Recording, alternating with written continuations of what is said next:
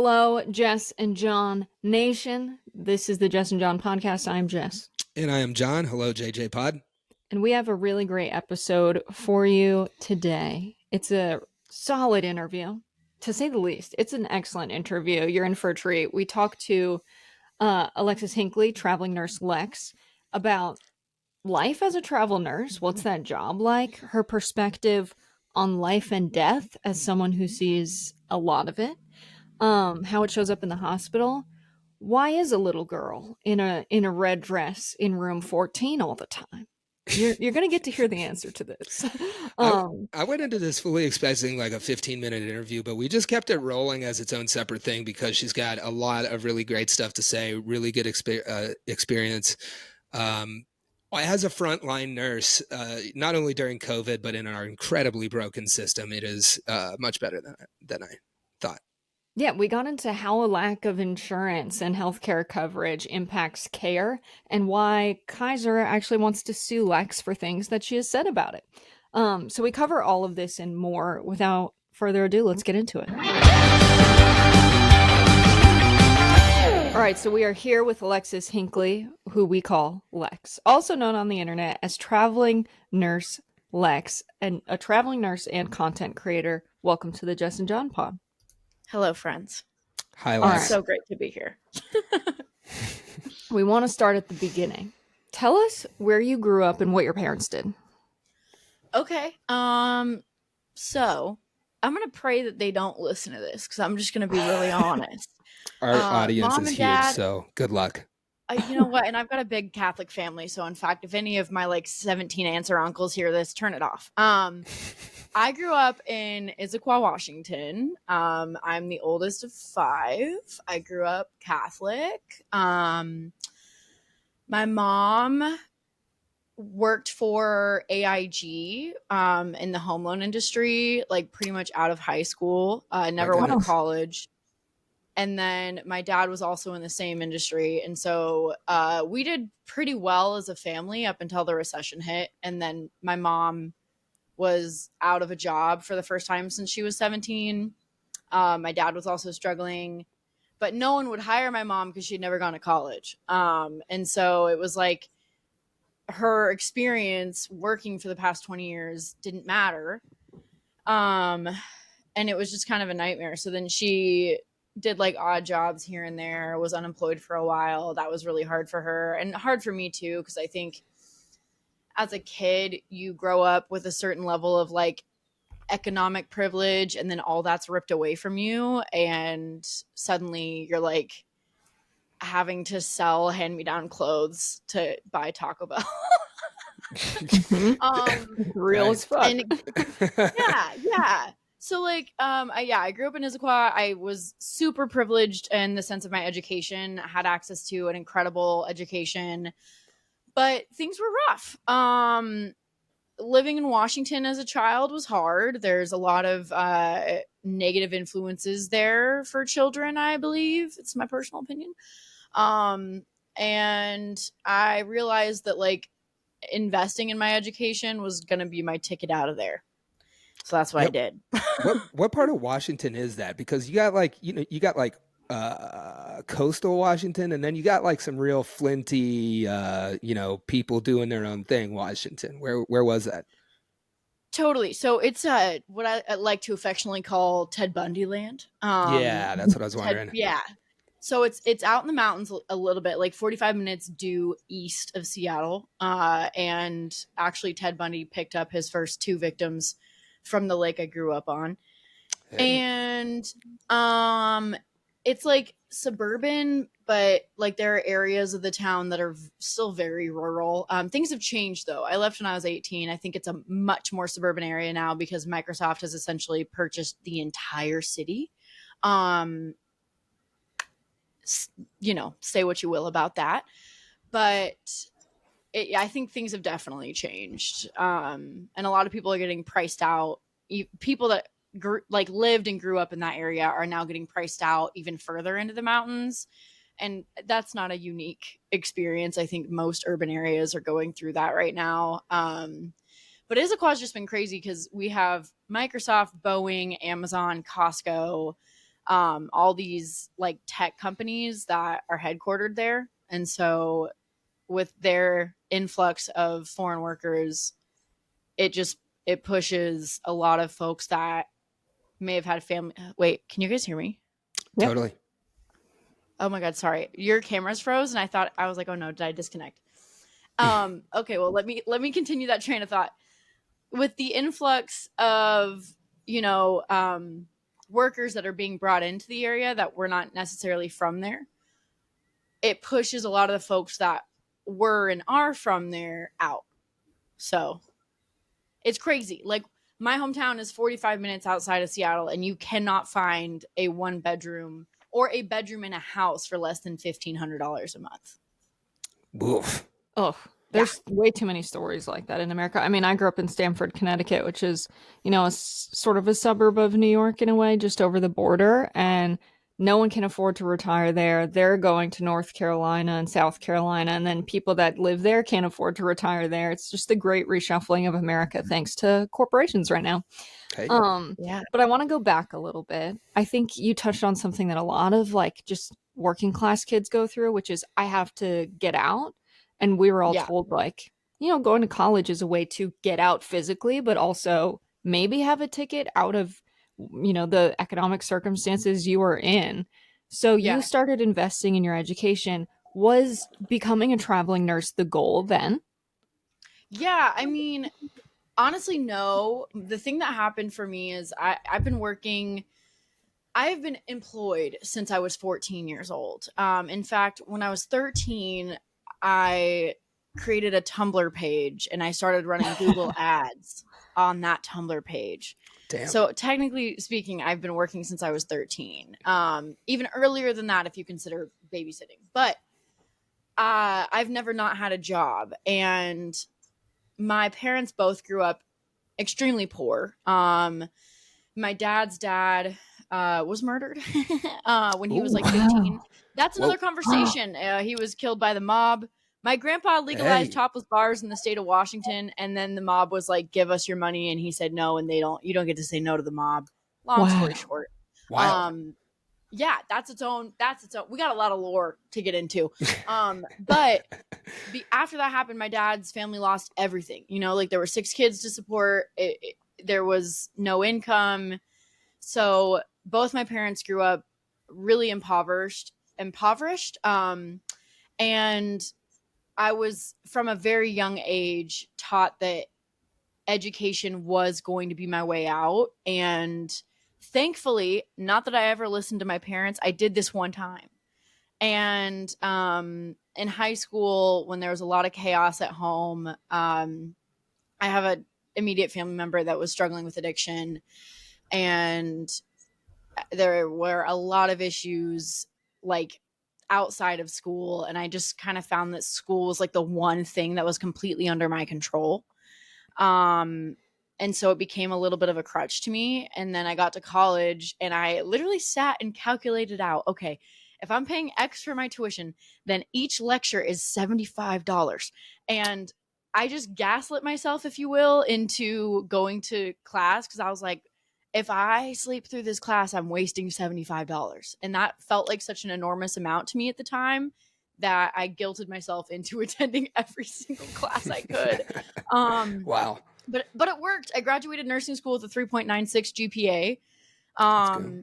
I will also credit some of that to autism. Thank you, God. But I was able to like really set myself up well financially through my education. And I know like in medicine, we have to go to school. We have to get our licensure. There's not really a way around that. So I don't think that that's necessarily what every single person has to do, especially if you're not in medicine. But for me, that was it. That was my ticket out. So yeah. And as a travel nurse, are you in a nurses union? Do they let you be in one? Is there one? So yeah, no, there's no national nurses union the way that cops have. That does not exist. I would love for that to exist. I think most nurses would that have not been severely propagandized by their hospitals. There's a very heavy effort to demonize unions on behalf of the hospitals in this country right now. In fact, my first job out of nursing school was at St. Anthony Medical Center in Lakewood, Colorado. Shout out. And they made all of their new grad nurses sit through an hour-long lecture about how harmful unions were. Wow. I was also making $26 night shift in the ICU. So. Did you like when you had to sit through that, what was that like your first workplace experience with, kind of the labor movement or, the fight for nurses, whatever classification they are, to be treated fairly in the workplace? What was that like, and what's it like now that you've been doing this for a while? So I think unfortunate for that hospital in particular, I really, like I said, valued my education. And one of the things I really liked was history. So I, simply put, was not going to be drinking the Kool-Aid that unions were bad when I already knew all of the benefits that we had as a society, like weekends, and benefits and overtime and any form of good treatment from corporate America has not been given to us. It has been taken by force by the workers. So they were not going to Kool-Aid me into thinking unions were bad. And it was insane to me that some of my coworkers were stupid enough to drink the Kool-Aid, if you know what I mean. But again, I don't want to say stupid, but like didn't have the background that I did to know the historical context of what a union does for a group of working people. So no. To answer your question, travel nurses are not unionized anywhere. There are specific unionized hospitals in the country, but there is not a national nurses union. There are certain states like California that have had legislation pushed forward, and California, Oregon, and Washington is working on one now. Legislation that basically mandates how nurses are treated and therefore how patients are treated in the hospital. And all of that has been controlled and orchestrated by unions. So again, there is not a single piece of social progression in the workplace or otherwise that has occurred without collective organizing. But yeah, I now work in California. I'm actually technically not a travel nurse anymore. I stepped away from that role a year ago to take a more permanent position in a hospital system that I felt really well represented by. But yeah, no travel nurses in the country are unionized. That was a really long way to answer that question. That's okay. I think a lot of people, it's like forever, the union movement was on the decline. Not a lot of people knew about it. And I'm always fascinated to hear how people come to be aware of the labor movement, because I think, we can make a lot of gains, but not until people get over that like default propaganda lines. Super, super fascinating to hear how you came to it yourself. So you have, any nurse, correct me if I'm wrong, Lex, but nurses see some shit. Is this right? That is correct. That is just objectively correct. Objectively just correct. As we suspected. Just as we suspected. Well, it's actually literally correct. We see shit. I imagine all the time. Shit. So you're out there, you're seeing shit.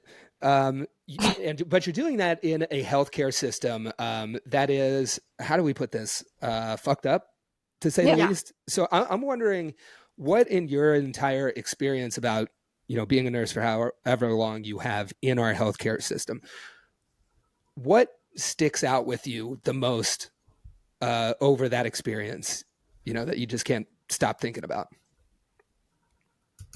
I will say, and I've said this before, but I'm going to say it again. Nothing radicalized me into more of a militant leftist than working as a frontline healthcare worker. Sorry, I'm not plural. I'm not multiple people.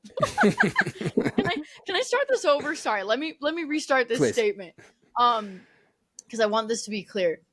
and I want my hair to look decent. All right, there we go. Yeah, we're gonna clip this, so get ready. Perfect. I have said this before, and I will say it again. Nothing has radicalized me more into militant leftism than working as a frontline healthcare worker in this country. I've worked in 7 states. I've worked at over 15 hospitals, and I've worked on both coasts. Like, I've worked in the center of the country. I've worked in so many areas, and I have seen the same general themes that happen in every single society, every single community across our country. And I think that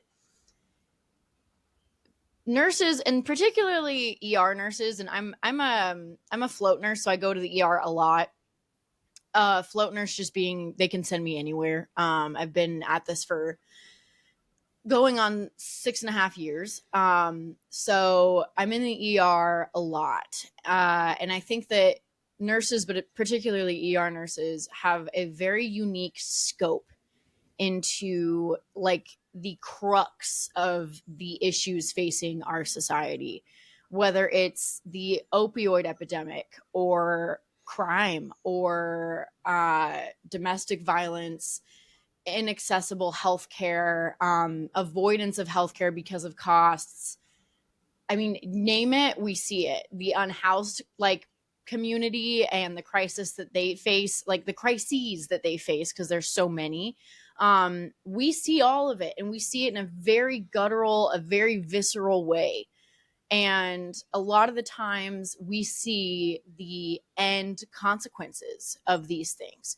And for me, that's why when I look around at the nurses around me and I don't see militant leftists, I'm like, are y'all fucking paying attention? Like, hold on. Yeah. Like, have you guys picked your head up out of our charting for long enough to realize what's happening to our community? And so I think thankfully, over the past 10 years, particularly over the past 5 years, I've built an audience online of healthcare workers that have picked up on those things, and other people. It's not just healthcare workers that follow me. But there are enough of us that do see it, but there are not enough. Does that make sense?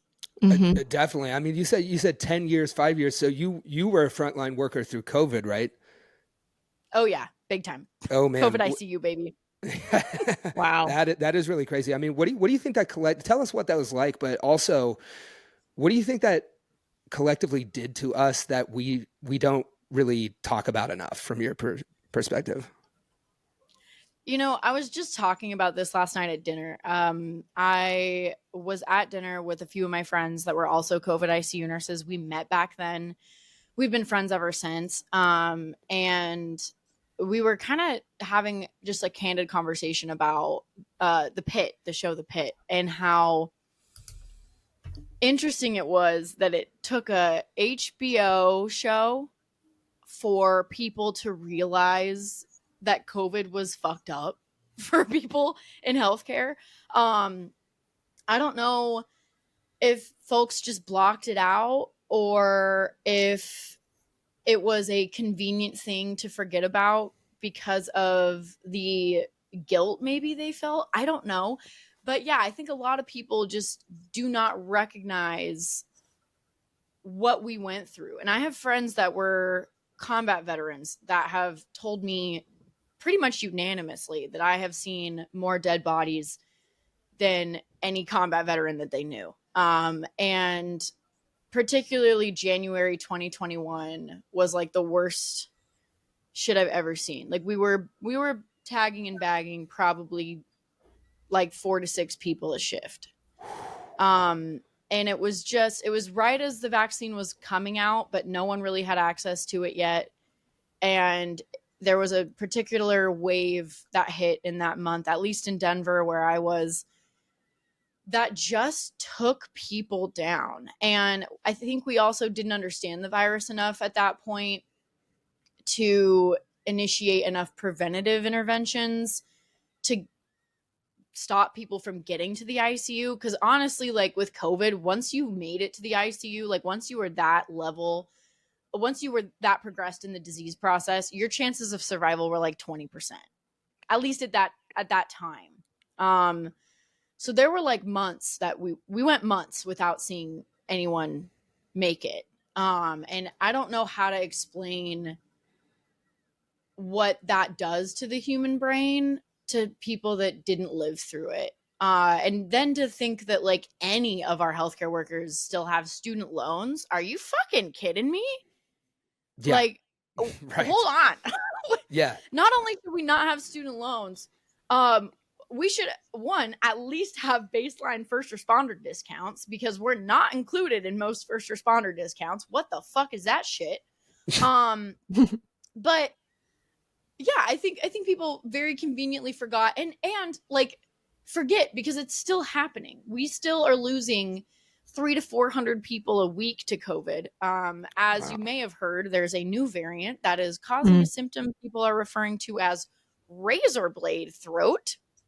Yike. Ooh, that does not sound fun. No, and I just like, I also don't think people realize how much expertise we lost as a healthcare field during the pandemic because of the fuckery that was happening. We lost so many like veteran nurses. I was trained in my ICU by nurses that had not only been in the ICU, but on that specific floor for 14 years. They retired. They're all gone now. You can't replace that level of expertise. Like there's no book that teaches you what you learn in 14 years of critical care nursing. And so now you have the blind leading the blind in a lot of states. California and the West Coast is a little bit better because nurses are treated better there because of unions. But in a lot of areas around the country, it's new grads teaching new grads, and no one knows what the fuck they're doing. Sorry, not to be harsh. And if there are nurses listening, love you, sis. But you know exactly what I'm talking about. Like, if you worked before the pandemic, you understand this dynamic. And it's not to say that people aren't doing their best and trying. It's just simply to say that you cannot replace that level of clinical experience. And we lost a lot. That's a lot of just death to bear witness to. And that's not like new to the healthcare industry, but that's an insane amount or a volume that is not typical. And you also experience healing, probably people that show up thinking they're at the end and then they end up getting better. It's a really interesting thing that your job has you just be a part of that and lend your energy to that all of the time. I'm curious, like, has that changed your thoughts on like the life death cycle? Like, do you believe in life after death? If you're comfortable talking about that, how has it shaped you? So first of all, there's no limits. So you can ask me anything. I wish I had a filter. What's God, up, Catholic family? What's God? But no, Catholics are spooky as shit. What do you mean? Like, Catholics are like, no one believes in ghosts more than Catholics. The Holy Ghost is literally one of the Trinity, my guy. But so yeah, I've seen some fucking weird shit, and I think you'd be shocked to hear just how many, especially critical care nurses, we see some fucked up shit. I have held the hand of probably upwards of 200 to 400 folks as they died. Wow. And because I guess for me it was like, that's someone's dad, that's someone's grandma, like that's someone's something. And like, especially during COVID when we weren't allowing visitors, it was beyond my moral limit to allow anyone to pass alone. Wow. And I put myself at risk a lot because like it's an unnecessary per management, an unnecessary exposure, because you're not providing care necessarily, but You are. And so I think that has really changed things for me. Also, like, I worked in a hospital that was built around a 200-year-old chapel, and I was working night shift. So me and my coworkers would take our lunch breaks at 3 a.m. and go down to the 200-year-old chapel. And yeah, I definitely believe in ghosts. I also brought up earlier in the episode, my grandfather was murdered in 1975, and his ghost was everywhere when I was a kid. To the point where I feel like I knew him even though I didn't. So I definitely believe in ghosts. I've definitely seen things in my professional career that has reiterated that belief. Not reiterated, but you know what I mean. Like, there have been plenty of evidence pieces to back up how I feel. But I also understand, like, why people don't. And, like, my partner is a neuroscientist, and we've had plenty of intellectual debates, if you will, about what consciousness is. And they are of the belief that consciousness is a biological product. And I don't necessarily, like, disagree with that, but I just don't think that that's the full story. There's too many people. There's too many people that have had the exact same shared delusion, if you will, in their final moments of having family members come back to get them. There was one room in particular in my ICU, room 14, that we knew if the patient brought up a little girl, specifically a little girl in a red dress, go get the crash cart. We knew if a patient in that room brought up the little girl in the red dress, they were going to die, or at least try to. And, like, how do you explain that? Like, there's no science that like has an answer for that. So thank you for the sweet dreams that I will have tonight. You know what? By all intents and purposes, she apparently was a cute little blonde baby girl that was just there, I think, to receive people. That's so much more comforting than, like, a weird sleep paralysis demon coming to, like, harvest you from the earth. John. Well, that's what she's not the only delusion people have. I've also heard a lot of people bring up dogs, and I feel like I can tell based on the end of life delusions where they're going, if you know what I mean. Because if you're seeing dogs, I don't think you're going to the good place. Interesting. I mean, I guess it depends on, like, what kind of dog we're talking about here. You know, like, they're usually like black hellhounds. Real hellhounds. Oh my god! I've heard people. Wow. Is it say okay? Yeah, it's like real cherub hellhound spectrum. Okay. Wow. That's Can I fascinating. take a sip? I need a sip of water. Sorry. No, go for it. Also, it's a good time to ask if you have a time limit or not. I don't. You have a heart out. Fine. Okay. And it's a good time for me to. But yeah, I definitely believe in ghosts. I have experienced plenty outside the hospital. I lived in a old tuberculosis hospital in college that had been repurposed into a sorority house. There was some weird shit that went down there. And I just don't think you would. I think you would struggle to find a nurse that doesn't. Especially night shift nurses. Like, I've had my hair pulled, I've had my scrubs tugged on, but I also have sought the shit out. Like I said, I was going into the chapel at 3 a.m. Like, you know, so. Okay, I'm gonna I just think liberty to ask here: do you ever give care based on intuition? Has there ever been like I'm gonna go check on this patient and you don't know why you feel like that? Has there been parts where your intuition drives your care and improves quality of care? Oh yeah, I had this happen last month actually. I had this patient that I knew was actively dying, but he had been holding on for like days, and like life support had been removed. He didn't have a feeding tube. You know, he was just existing, was no longer conscious, was no longer responding to like pain stimuli, anything. And I was sitting at the nurse's station. I'd been checking on him periodically, like on the hour all day, because I just knew it was coming. And I was sitting at the nurse's station and I felt someone tap me on the shoulder. And I turned around and there was no one there. And I instinctually knew, oh, that's him. He's saying, come and get me. And I went in the room and he had stopped breathing. He still had a pulse at that time. So he had just stopped breathing.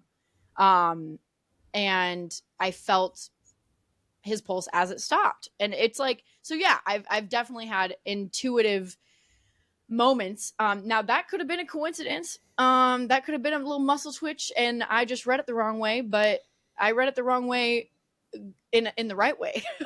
Wow. So yeah, I definitely have had intuitive moments. I think there's also, I don't know if it's intuition, but like it is my personal belief that if a patient tells you I'm going to die or I feel like I'm going to die, they are, girl, prepare, you know, like people don't just say that. And most of the time when people have said that to me, they were right.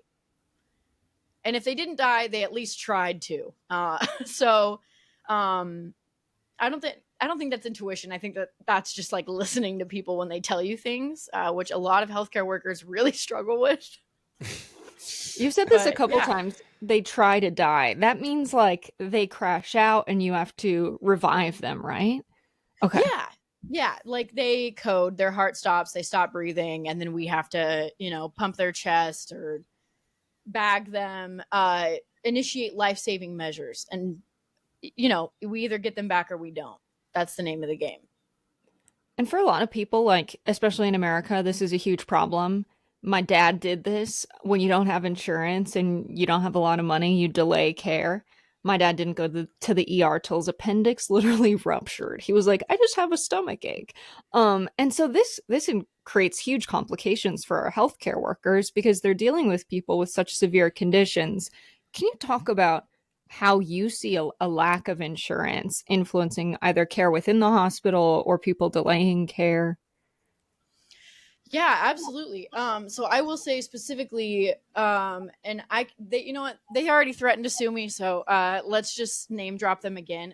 Kaiser is a big issue with this. Any of the large conglomerates that own both the insurance provider and the healthcare servicer, they're evil. There is no way to ethically provide healthcare if you own both sides of the system. You are going to be financially invested in preventing people from accessing their expensive healthcare. And when I was working at a Kaiser hospital, I had a guy who drove from a neighboring city. And when I say neighboring, it was a 2.5 hour drive, because he had chest pain. And guess what? He was having a heart attack. He drove 2.5 hours because he didn't have a Kaiser hospital near him. And he was like, oh, they'll just transfer me. Like, we shouldn't be having this type of influence in our healthcare system. You should, if you have chest pain, you should know instinctually. And he should have known that he could go to any hospital and be treated for that. But because of this mindset that we instill in people when you have branded healthcare systems that they have to stay within the system, situations like that arise because people don't have good health literacy. They don't understand EMTALA, which is the emergency medical. It's an act. It's a federal law that basically mandates, without getting too into policy, it mandates healthcare hospitals, healthcare providers across the country to provide at least life-saving measures, regardless of anyone's insurance status, regardless of identity, regardless of what's going on. And it's a big law that's being contested right now, especially in regards to reproductive care, because states with these draconian abortion laws want to be able to just let women die. And that is actually still against the law, unfortunate for them. So yeah, EMTALA states that you can go to any hospital and receive care, but people don't always know that. And especially for our undocumented folks and for just immigrants now in general, because we have reached a point of fascism where your documentation status doesn't matter. If you are the wrong color or have immigrated here at one point or another, you are running the risk of being apprehended by the Gestapo. So, and I'm saying that with my full chest. ICE are the Gestapo, and I think they should be chased out of our towns the way that community members of South Los Angeles chased the Night Stalker.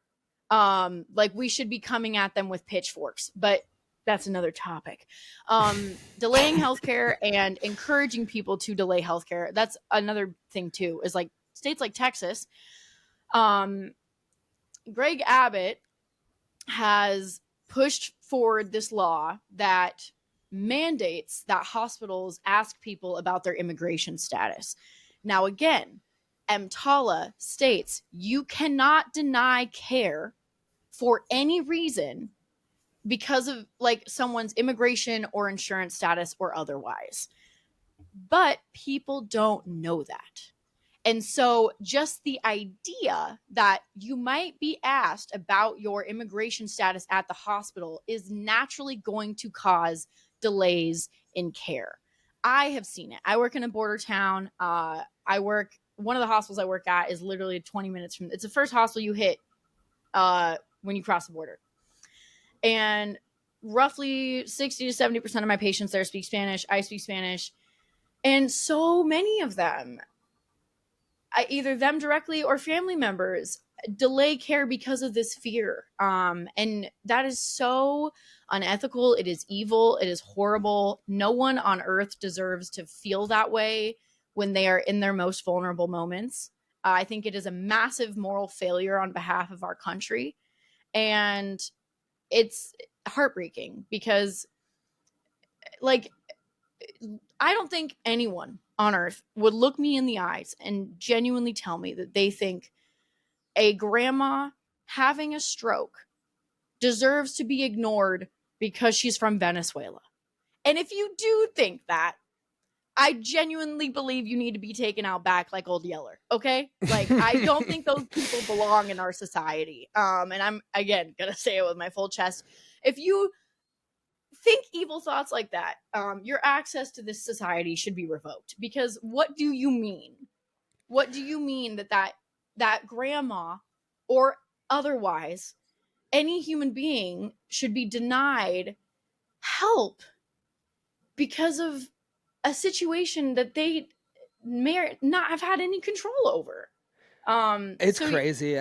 I think the people who believe that the most, unfortunately for us, are in control of the government, and they're just kind of like selling all of this, bullshit propaganda out there that, unfortunately, like in a vacuum, a lot of people buy. I was going to say, I'm so glad you talked about this law in EMTALA, because, one, now I know these things. Now our listeners know these things.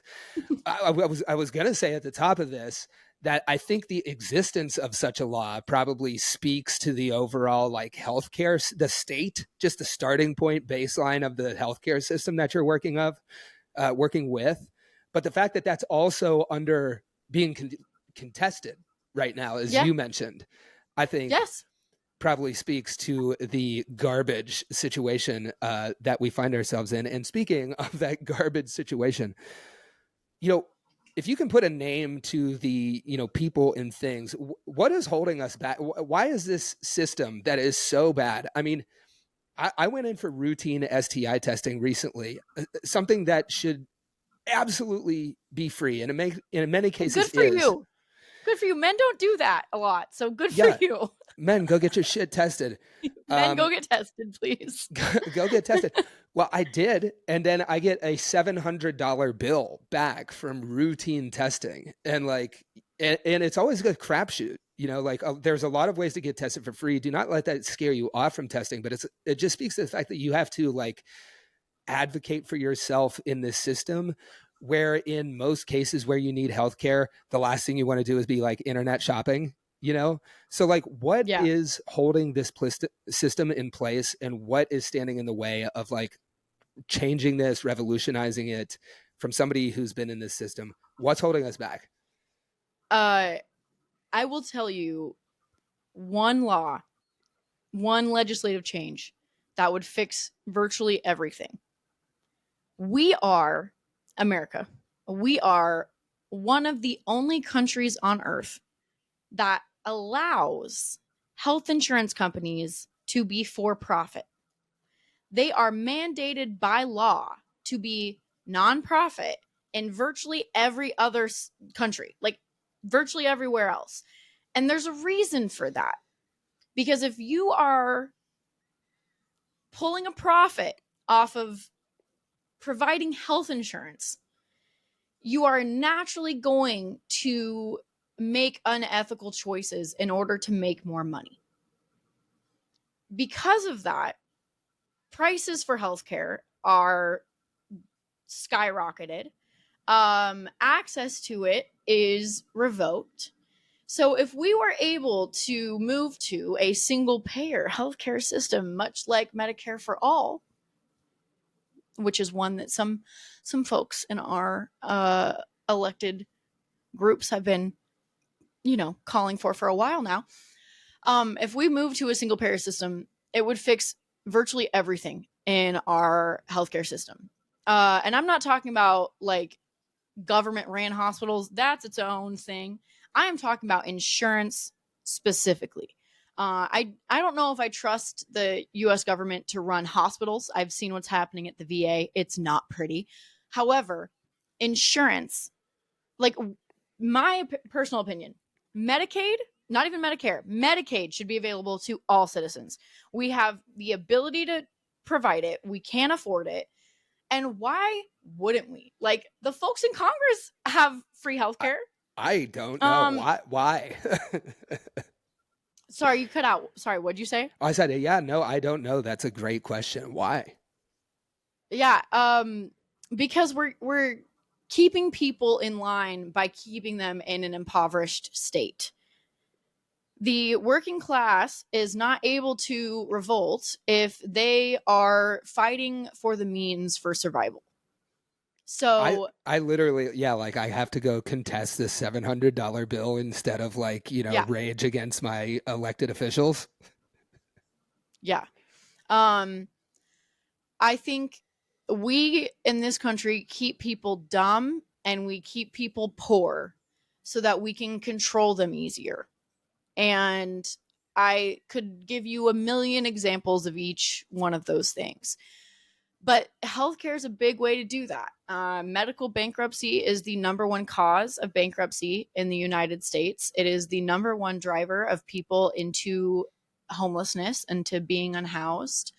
And then that just it becomes a vicious cycle because unhoused folks are oftentimes put in impossible situations where if there's a storm coming through, their only available option for shelter might be an ER.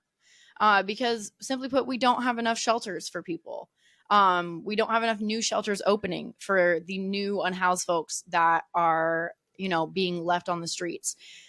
We see folks come in way too late with severe medical conditions because they've been living on the street and they didn't think they could access healthcare. And it's just really unfortunate because, like, again, things just snowball.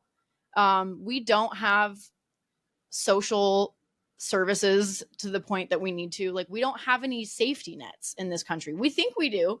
But what we actually have is a greased chute of poverty that we send people down because you lose your job, you lose your health insurance. Slide in Boston, we're all just stuck on it. Yeah, I mean, exactly. Yeah, you lose your job, then you lose your health insurance. If you lose your health insurance and you trip on the fucking sidewalk and you injure yourself, well, good luck covering that. And then, oops, now you can't pay your rent. And then, oops, now you're on the street. Like, it's literally just like one act. We are all in the working class. Truly, we are all one accident away from being unhoused. And I don't think enough of y'all are acting that way. We really need to have like a national come to Jesus moment and realize that we deserve better than being one unfortunate circumstance away from having our entire lives flipped upside down. And we can have better. We just need to demand it from the people in charge. Amen. I mean, couldn't agree more. But yeah. Okay, Lex, let's turn. John, you good if we go on? Okay, yeah. Totally. Okay, I'm curious if you see people that are generally unhealthy, because a big thing in America is the cheaper food is worse for you. And when I studied abroad in South Africa, and all of my friends, the number one thing they wanted to know is like, is McDonald's really cheaper than like chicken, rice, and veggies from the store for dinner? And I was like, oh, by a lot. And they were fascinated. But do you see people that are just unhealthy, not only because they're delaying care because of no insurance, but because they have to work crazy hours and not take care of themselves? Yeah, I think it's a super nuanced issue. Yeah. I think that like the food deserts in this country and the inaccessibility of produce is one issue. I think also the fact that we don't prioritize preventative health care the way that other countries do. Like, look at Japan. People in Japan on average, and this statistic is so old, so this might actually be even higher now. People in Japan on average see their primary healthcare physician once every 8 weeks. I I don't even think I see mine like more than 3 times a year. And that's just because I am prescribed a regulated substance. So I have to. But we don't prioritize preventative health care. The preventative health care we do have, a lot of it is pseudoscience. Things like chiropractors, which is not real. Let's get into it. This is a hot button for me. So what's up with chiropractors? Because I'm always afraid. I'm like, these people are going to make me shit myself, and I'm not totally sure that they're like doing good things. So here's my thing. Most pseudosciences I don't care about. If you are like acupuncture, right? There's virtually no risk in acupuncture. If you do it and you think it helps you, then hell yeah, sister, go right ahead. My issue is the fact that me alone, as a like nurse, specifically a nurse that had worked in a neuro ICU, in my career, I have seen 3 patients who had what is called a vertebral artery dissection due to a chiropractor. And what that is, let me explain it in non-medical terms. You have essentially 4 major arteries that feed your brain with blood. And 2 of them are your vertebral arteries, which run up the back of your spinal cord into your brain stem. When you get your neck adjusted, you are risking tearing one of those vertebral arteries. And when you tear that vertebral artery, your body is immediately going to form a clot to try and stop you from bleeding out. That clot then goes straight up into your brainstem. And your brainstem is a really weird place to have a stroke because a lot of the times they don't look like normal strokes.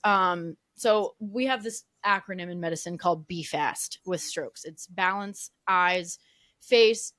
Wait, A is arms. Hold on, y'all. Hold on. Balance. Oh my God. Wait, I literally am having a dyslexic moment. Please hold. We are holding. Fast. Balance, eyes, face, arms, speech, time. Okay, I was right. Nailed it. Second guessed myself. And those are like common changes that can occur when you're having a stroke. But those are common changes that happen when you're having a stroke off your median cerebral arteries, which are up here. Okay. That's the front of your brain. Your vertebral arteries, if you have a brainstem stroke, shit is mad weird, dude. I had a guy that went to a chiropractor, young dude. This is when I tell you that nurses see shit that's worse than death. This is one of the ones I'm talking about. Young guy, went to a chiropractor, got his neck adjusted, and all of a sudden started having like intractable hiccups, like the worst hiccups you've ever seen or heard in your life. Like couldn't drink water, couldn't eat anything. He was like just choking all the time. Could barely speak. And we didn't really know what was happening at first until he said he had gone to a chiropractor, and then we knew exactly what was going on. And it was a brainstem stroke. And it's like, he will have that for the rest of his life. Like, we can't undo that. Yeah.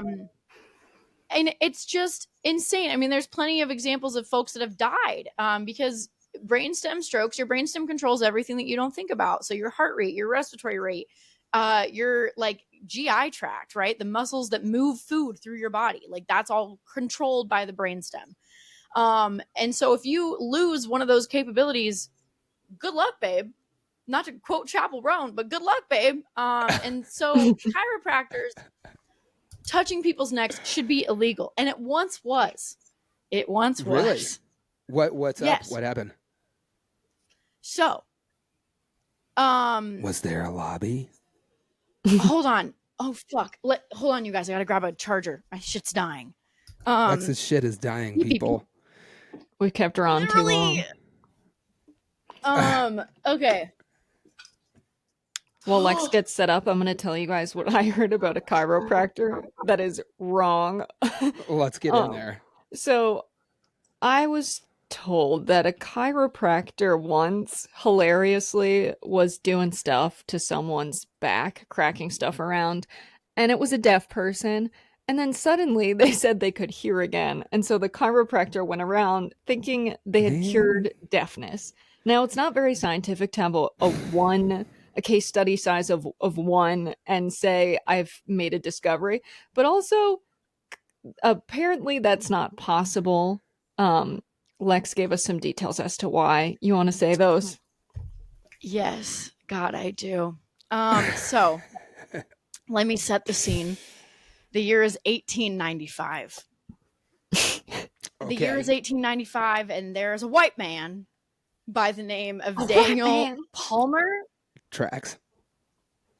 I think it's Daniel. Yeah, it's Daniel David Palmer. And this is how this science, big air quotes, of chiropractics began. And this is available on google.com. This is public information. Nice. Daniel Palmer wanted to be a doctor so bad, but simply put, dude was too stupid to get into med school. So what he did instead was lie. And he claimed that he went to a seance because spiritualism was on the rise back in 1895. People loved spiritualism. They would go and they'd sit around a table and there would be like ectoplasm coming out of people's heads. And it was all smoke and mirrors, right? But they would claim that they were talking to ghosts. And so Daniel Palmer claimed that during a seance, I am so fucking serious. This sounds like it's a lie, but I need you to know I am so dead ass. He claimed he went to a seance and the ghost of a dead doctor taught him how to crack backs in order to cure disease. That is the foundation that all of modern chiropractics is built off of. Does that sound like something you want to risk your life for? No, it doesn't. No, it doesn't. But I kind of like, I have a couple of things here. Like, I kind of suspected that about chiropractors. If you got any, like, if we have my, stance on chiropractors, I'm glad we had you on, Lex, because it's mostly been vibe based up to this point. I just don't think that, like, we're fucking with spines here and, like, nerves. All right. I don't want any, like, and the noise, just the noise and, like, the movement. I'm like, it's too much for critical stuff, for that level of, like, movement, and just never really added up to me. So, if you're a chiropractor out there, I don't know what to tell you. I just always kind of had a vibe there.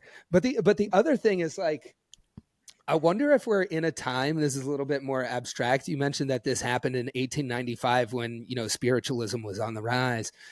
I think that time mirrors our own in more ways than one, because, like, back then, that's right around the turn of the century, and it was the Gilded Age. That's where, like, the roots of the labor movement came from. That's where, everything that would set us up for the New Deal and the mine wars in West Virginia, this, like, uprising in response to wealth concentration.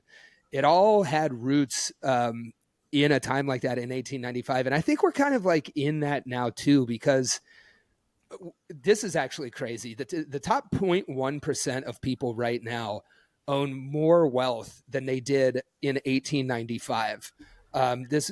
We were just talking about this because we're close to May Day, but that's the poster child for like wealth accumulation and control by a ruling class. And our own time has more concentrated wealth in the hands of fewer people.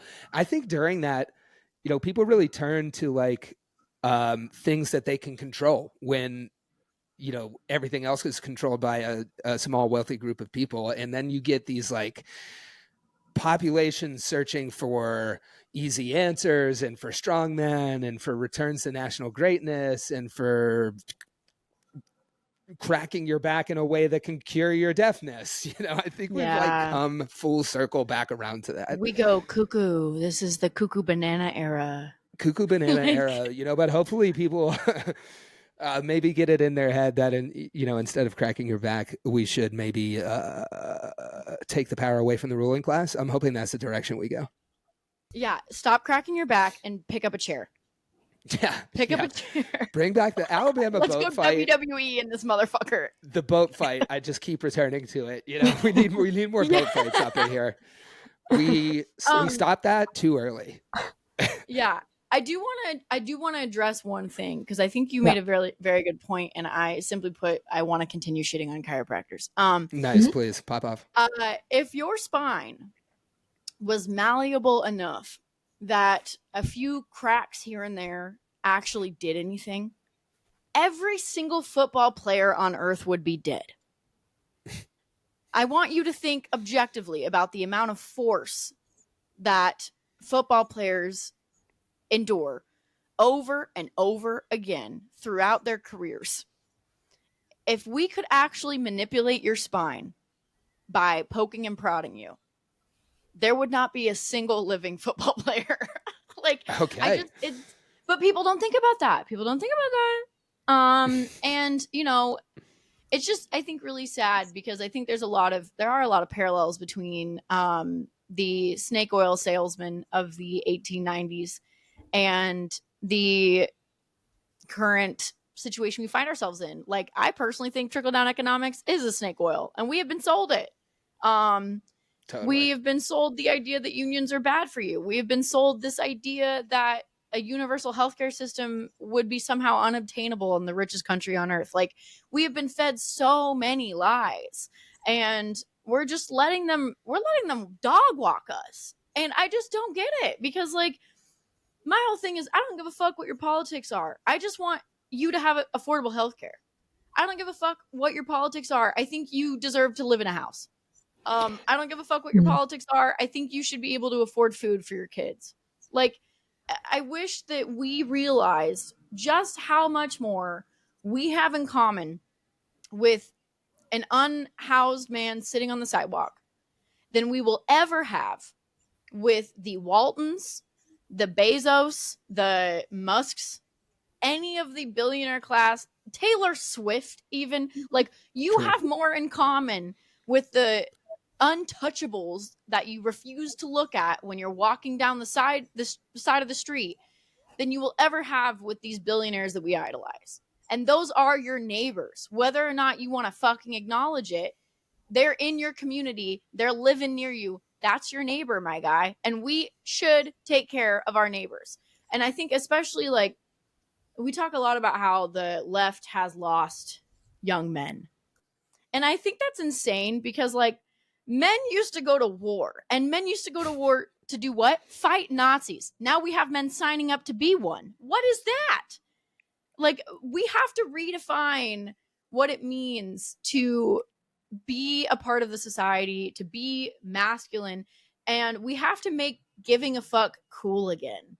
Because also, it is like, cool, man, like get a cause, you know what I mean? Like, if you're out there in search of something that is going to make you masculine, is it not like fighting incredible powers that are like fucking all of our lives up? I mean, that is like a heroic cause in my book. I don't know. It seems kind of like you could say in your search for masculinity, you might find it in the war against billionaires.